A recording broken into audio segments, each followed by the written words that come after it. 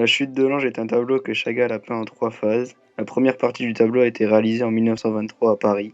Le tableau s'est ensuite poursuivi en 1933 à Berlin, où Chagall a commencé à percevoir l'antisémitisme de l'Europe de l'Est. Alors Chagall termine sa toile en 1947 en Amérique. Durant cette période, l'artiste est marqué par le génocide juif durant la Seconde Guerre mondiale. Et son fils illégitime, David, vient de naître. La couleur dominante est le bleu, sauf l'ange qui se démarque par sa couleur rouge. Chagall a représenté Witzbeck, qui est sa ville natale, en arrière-plan. Dans le tableau, de nombreux personnages sont représentés. L'ange est le personnage occupant la plus grande partie. Par sa grandeur et sa place centrale, il focalise l'attention. De même, sa couleur rouge se met en opposition au reste du tableau, qui est majoritairement bleu foncé. Ce personnage peut être le symbole d'un mauvais message, puisque l'ange est associé à un messager chez les chrétiens, et la couleur rouge connote le mal chez les juifs.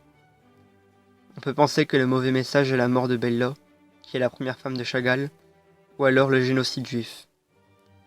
L'ange qui chute peut aussi représenter la chute des religions, voire la fin du monde.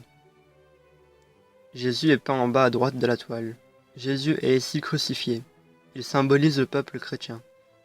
Toutefois, celui-ci porte un tapis de prière juif autour de la taille, donc par ce procédé, Chagall mélange les deux religions pour montrer la souffrance de l'humanité en général lors de la Seconde Guerre mondiale. En bas à gauche se trouve un rabbin qui semble fuir le tableau. Il porte dans les bras les écritures saintes de la Torah. Il est possible que l'artiste cherche à montrer que le rabbin sauve l'humanité en fuyant avec la Torah. La fuite des Juifs est aussi reprise par le Juif errant en bas de la peinture. Ce personnage revient sans cesse dans les œuvres de Chagall. Une femme en robe de mariée tenant un enfant est présente à droite du tableau. Elle est mélangée à l'aile de l'ange. On peut penser qu'il s'agit de Virginia McNeil, l'amante américaine de Chagall. L'enfant serait David, le fils que Chagall a eu avec Virginia. L'homme en haut à gauche est un simple mortel. Il est emporté par l'ange comme si l'humanité chutait avec les religions. Les objets présents dans le tableau sont aussi importants.